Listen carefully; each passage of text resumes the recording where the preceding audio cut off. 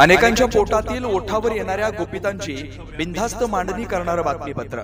हळदीचा रंग अजूनही अंगावर होता, नवविवाहित पत्नीच्या डोळ्यात पाणी आणि घरच्यांच्या चेहऱ्यावर अभिमानाचं तेज। अशा भावनिक वातावरणात खंडेराजुरी गावचे जवान प्रज्वल रुपनर यांना सीमेवर रवाना करण्यात आलं।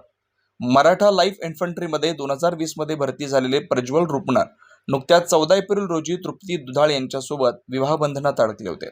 लग्नानंतर 1.5 महिन्याची सुट्टी घेऊन आलेले प्रज्वल ऑपरेशन सिंदूरच्या आदेशानंतर एक क्षणही न गमावता सीमेच्या दिशेने रवाना झाले। गावातून निघताना त्यांचा औक्षण सोहळा झाला। ग्रामस्थांनी पुष्पवृष्टी करत भारत माता की जयचा जयघोष केला। मिरज रेल्वे स्टेशनवर सामाजिक कार्यकर्ते आणि गावकऱ्यांनी जवानाला शुभेच्छा दिल्या आणि पुष्पहार अर्पण केला। रुपनर कुटुंब देशसेवेचा वसा घेऊन उभं केलं।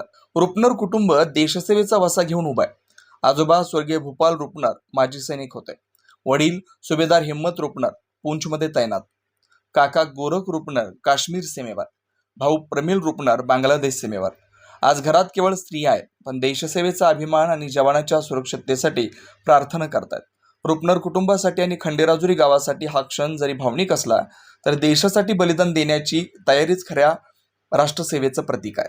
माझं नाव प्रज्वल रुपनर, राहणार खंडेराजुरी, तालुका मिरज, जिल्हा सांगली।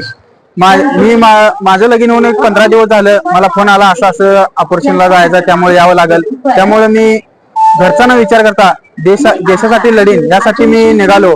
घरची माझी ही तिसरी पिढी, आजोबा, वडील, चुलता भाऊ आणि मी, ही आमची तिसरी पिढी देशासाठी देश सेवा करत आहे। बेधडक निर्भीड बिनधास्त मांडणी करणारा खबऱ्या लाईव्ह।